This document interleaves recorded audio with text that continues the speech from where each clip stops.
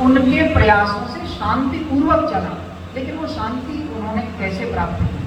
जब राज्य उनके हाथ में आया तो आसपास के छोटे सरदार थे, राजा थे, उन्होंने कुछ राजाओं को और आसपास जो भील लोग थे, आदिवासी जनजाति के लोग थे, उनको उकसाया, लूट मार करो, डाका डालो। रानी तो क्या कर पाएगी? तो रानी ने दरबार लगाकर कहा कि मेरे समाज की चोर लुटेरे डाकुओं से जो मुक्ति दिलाएगा उसे मैं अपनी बेटी मुक्ताबाई का विवाह करूंगी। एक यशवंत राव के नौजवान खड़े हुए, बोले माता मैं इस कार्य को करूंगा। और यशवंत जी ने डाकू समस्या का समाधान कर दिया। वे चाहती तो अपनी पुत्री के लिए कोई दूसरे अलग राज्य के राजकुमार के साथ विवाह कर सकती थी, लेकिन अपने ही दामाद को चुनौतीपूर्ण कार्य देना,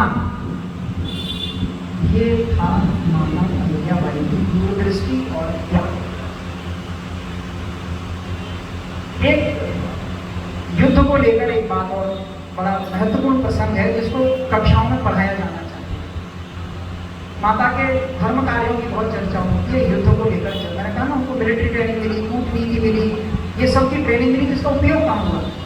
एक राज्य के पुराने कर्मचारी थे, जब उनके ससुर साहब की मृत्यु हो गई, पति की मृत्यु हो गई, माता अकेली हो गई, तो राज्य के पुराने कर्मचारी थे गंगाधर जी, उनको लगा, उन्होंने माता से कहा कि अब आप एक काम करो, अब आप अकेली हो, पूजा पाठ करो, कोई एक छोटा बच्चा गोद लेके 2-4 गाँव की जागीर आपको दे देंगे परगने, और आप भगवान का भजन करो, हम है ना राज्य संभालने के लिए। माता ने कहा मुझे पता है कि आपकी भावनाएं क्या हैं। गंगाधर जी के मन में पाप जागृत हुआ, बोले इस अबला स्त्री को चलो इसका राज्य हक लेते हैं। एक दादा राघोबा नाम के राजा थे, उनके नाम है, उनको चिट्ठी लिख दी, यह महिला इस समय नितांत अकेली है, पति भी नहीं है, ससुर का भी स्वर्गवास हो गया है, राज्य अस्थिर अवस्था में है, दौड़कर चले जाओ और ये राज्य तुम्हें घर बैठे बिठाए सहज मिल जाएगा। राघोबा के मुंह में भी पानी आ गया, बोले चलो ये ठीक है। राघोबा सेना लेके पूना से चल पड़े। माता के गुप्तचर विभाग ने सूचना दी कि राघोबा सेना लेकर अपने इंदौर को जीतने के लिए चल पड़े, बोलकर राज्य को राघोबा हड़पना चाहते हैं। अब आप देखिए, माता अहिल्याबाई ने दरबार बुलाया जिसमें गांव के जो जमींदार थे, किसान थे, सैनिक थे, सेनापति तुकोजी राव थे, नगर के जितने भी गणमान्य नागरिक थे, सबको बुलाकर दरबार लगाया और पहली हुंकार भरी, मैंने सुना है कि राघोबा अपनी सेना लेकर अपने हमारे साम्राज्य को हड़पने के लिए चल पड़े हैं। वे ये न समझें कि मैं अबला हूं, यदि अकेली भाला लेकर निकल पड़ी तो एक को भी जिंदा नहीं छोड़ूंगी। जब ये हुंकार भरी तो सदन में बैठे सभी लोगों में जोश आ गया, बोले माता आप अकेली ना हैं, पूरा राज्य आपके साथ है, आदेश दीजिए। तुकोजी राव को आदेश दिया, क्षिप्रा नदी पर जाके खड़े हो जाओ सेना लेकर। नगर के लोगों से कहा कि सब पूरे शहर की, पूरे राज्य की नाकेबंदी कर दो और 500 महिलाओं की सेना तैयार की, स्त्रियों की सेना। भारत में पहली राजा, पहली साम्राज्य संसार की जिसने 500 स्त्रियों को खुद ट्रेनिंग, ये संसार की पहली स्त्री, ऐसी पहली नारी है माता अहिल्याबाई।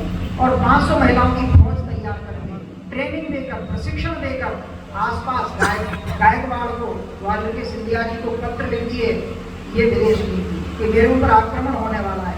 चारों ओर से तैयारियां शुरू हो गई, सबने कहा आप निश्चिंत रहिए। राघोबा आ गए क्षिप्रा के नदी, एक तरफ अहिल्याबाई की सेना और दूसरी तरफ राघोबा की सेना। राघोबा ने देखा यहाँ तो सेना, मुझे तो उसने पत्र लिखा था कि ये तो अबला स्त्री है, जाऊंगा और जाते सीधे ही राज्य पर मेरा तो अधिकार हो जाएगा। इतने में मेरी अहिल्याबाई ने एक पत्र लिखा, और वो पत्र क्या लिखा? राघोबा को लिखा, तुम मुझे अबला समझकर मेरा राज्य हड़पने आए हो तो तुम्हें इस बात का अंदाजा युद्ध के मैदान में होगा। यदि तुम ये समझते हो कि तुम मुझसे युद्ध जीत गए, यदि जीत भी गए तो संसार तुम्हारे मुंह पर थूकेगा कि तुमने एक स्त्री को हराकर विजय पाई है। लेकिन यदि मैंने तुम्हें हरा दिया तो तुम संसार में मुंह दिखाने लायक नहीं बचोगे। मेरी 500 स्त्रियों की सेना तुम्हारी प्रति प्रतीक्षा मेरे आंगन में कर रही है। राघवा ने माथा ठोक लिया, मर गए। यहाँ इस सेना से लड़ूं, फिर वहां जाके 500 स्त्रियों की सेना वहां खड़ी है और मैं तो मुंह दिखाने लायक नहीं बचूंगा। मैं तो ये सोच रहा था कि वैसे ही लड़ा करूंगा, राज्य मिल जाए। इसे कहते हैं कूटनीति। राघवा ने पत्र लिखा, गिरगिट की तरह रंग बदला। अरे मैं तो आपके पुत्र के, आपके यहाँ जो शोक हुआ है पुत्र का, तो उस वियोग में आपके संवेदना व्यक्त करने आया हूँ। माता ने फिर पत्र लिखा, संवेदना व्यक्त करने के लिए कोई सेना लेकर आता है क्या? संवेदना व्यक्त करने आना है तो पालकी में बैठकर सम्मान से आइए, आपका स्वागत है। ये माता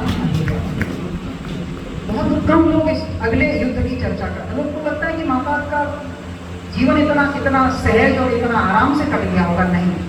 अब एक रामपुरा पास में ही पड़ता था, जहाँ के चंद्रावत बड़े बड़े लड़ाके और योद्धा थे।